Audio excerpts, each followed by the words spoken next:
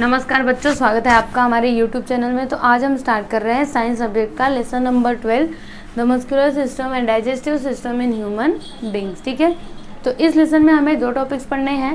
पहला होगा muscular system और दूसरा होगा डाइजेस्टिव सिस्टम। ठीक है, तो यहाँ पर हम पढ़ते हैं मस्कुलर सिस्टम। तो देखिए बच्चों, मसल्स हमारे बॉडी के अलग अलग पार्ट्स में प्रेजेंट होते हैं। जैसे हमारे हाथ ले लो, हमारे पैर ले लो, या फिर आप स्टमक को ले लो, आप अपने फेस को ले लो।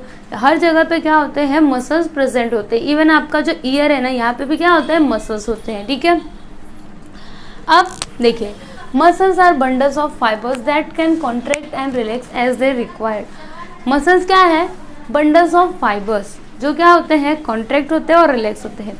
जैसे कॉन्ट्रैक्ट और रिलैक्स का मतलब क्या हुआ, कॉन्ट्रैक्शन ऑफ मसल्स मतलब क्या, जैसे ये आपका हाथ है, ठीक है, यहाँ पे क्या है, मसल्स है। तो जब आप अपने हाथ को ऐसे फोल्ड करते हो तो यहाँ पे जो मसल्स है ये क्या हो जाते हैं, पूरे इकट्ठे हो जाते हैं, है ना। तो इसे हम क्या कहते हैं, कॉन्ट्रैक्शन ऑफ मसल्स। ठीक है, और फिर जब आपने अपने हाथ को ऐसा कर दिया, मतलब ये क्या हो गए, फिर से रिलैक्स हो गए। ठीक है, और यहाँ पर ये जो ऊपर का पार्ट होता है इसे क्या कहा जाता है, बाइसेप्स, और जो नीचे का होता है उसे कहते हैं ट्राइसेप्स। ठीक है, तो आपको ये दो पॉइंट्स याद रखने हैं। उसके बाद यहाँ पर सेकेंड पॉइंट क्या है, muscles are formally attached to bones by means of tendons. देखिए, मसल्स के नीचे क्या होता है, बोन्स होता है, पता है ना आपको। पहले देखिए, मसल्स से फिर क्या है, बोन है। तो मसल्स और बोन्स ये एक दूसरे से अटैच कैसे होते हैं, बाय मीन्स ऑफ टेंडोन्स। ठीक है, टेंडोन्स की वजह से मसल्स और बोन्स एक दूसरे से अटैच होते हैं। ठीक है, उसके बाद the action of muscles is necessary for all kinds of movement. देखिए, हमें कोई भी मूवमेंट करना हो उसके लिए हमें किसकी ज़रूरत पड़ती है, मसल्स की ज़रूरत पड़ती है। हमें छोटे से छोटा काम करना हो, जैसे अगर आपको अपनी पल के ऊपर नीचे करनी है तो यहाँ पे भी किसकी ज़रूरत पड़ती है, मसल्स की। और आपको बड़े से बड़ा काम करना हो, जैसे अगर आपको लकड़ी काटना है कुल्हाड़ी लेकर के, तभी भी आपको वहाँ पे किसकी ज़रूरत पड़ेगी, मसल्स की।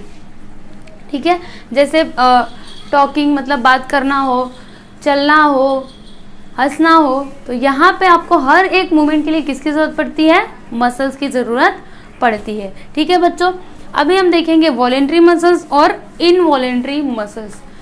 तो वॉलेंट्री मसल्स मतलब क्या, देखिए, वो मसल्स जो हमारे कंट्रोल में होते हैं, जो हमारी मर्जी से काम करते हैं। जैसे आपके आर्म और लेग्स के मसल्स, जब हम चाहेंगे तभी ये मूव करेंगे, जब हम नहीं चाहेंगे तब ये मूव नहीं करेंगे। तो ये क्या है, वॉलेंट्री मसल्स है।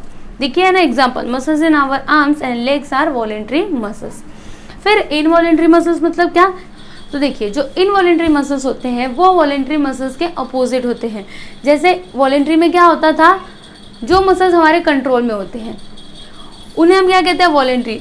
अब इनवॉलेंट्री में क्या होगा, जो मसल्स हमारे कंट्रोल में नहीं होते हैं, ठीक है, उन्हें हम क्या कहते हैं, involuntary muscles. For example, muscles of stomach, blood vessels, heart etcetera. ठीक है बच्चों, तो यहाँ पर हमने क्या पढ़ा, मस्कुलर सिस्टम के बारे में पढ़ा, वॉलेंट्री मसल्स और इनवॉलेंट्री मसल्स पढ़ा। अभी हम यहाँ पर नेक्स्ट क्या पढ़ेंगे, टाइप्स ऑफ मसल्स। ठीक है, तो देखिए यहाँ पर 3 टाइप्स के मसल्स दिए गए हैं। इसमें फर्स्ट वन है स्केलेटल मसल्स।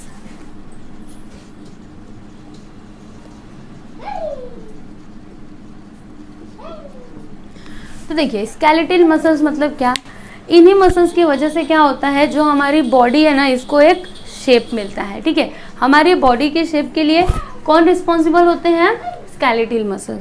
ठीक है, और ये क्या होते हैं, वॉलेंट्री होते हैं, जैसे हमारे लेग्स और आर्म्स के मसल। ठीक है, तो आपको बस इतने से याद रखना है, ये क्या होते हैं, वॉलेंट्री होते हैं, और ये हमारी बॉडी को प्रॉपर शेप देते हैं। ठीक है, उसके बाद यहाँ पर नेक्स्ट क्या आता है, हार्ट और कार्डियक मसल्स।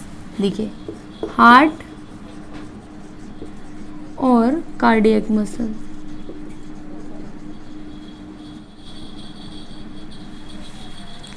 देखिए, आपको नाम से ही समझ में आ रहा होगा, हार्ट मसल्स मतलब जो हार्ट के इधर के मसल्स होते हैं ना, उन्हें हम क्या कहते हैं, हार्ट या फिर कार्डियक मसल्स कहते हैं। और इनमें क्या होता है, कॉन्ट्रैक्शन होता है और रिलैक्शन होता है। इसी की वजह से तो जो हमारा हार्ट है वो धड़कता रहता है। ठीक है, तो ये हो गया हार्ट और कार्डियक मसल्स।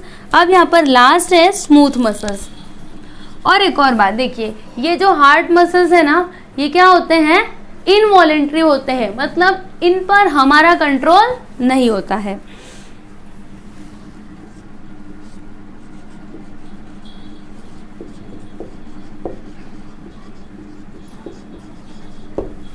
अभी स्मूथ मसल्स मतलब क्या, देखिए जो हमारे स्टमक के अंदर मसल्स है, हमारे इंटेस्टाइन्स, ये सभी क्या है, स्मूथ मसल्स है, और ये भी क्या होते हैं, इनवॉलेंट्री होते हैं, इन पर हमारा कंट्रोल नहीं होता है। ठीक है, जैसे इसके कई सारे एग्जांपल्स हैं, ब्लड वेसल्स हो गए, जैसे यहाँ पर हमने ये एग्जांपल्स देखे थे ना। तो अब हम कुछ एक्स्ट्रा नॉलेज ले लेते हैं। जैसे आपके टेक्स्ट बुक में पेज नंबर 82 पर क्या दिया है, डू यू नो, इसमें क्या दिया है, देखिए बच्चों, क्या आपको पता है कि ह्यूमन बॉडी में 600 से भी ज़्यादा मसल्स होते हैं, और हमारे वेट का मतलब अगर कोई हेल्दी पर्सन है तो उसके वेट का 40% कौन कंट्रीब्यूट करते हैं, मसल्स कंट्रीब्यूट करते हैं।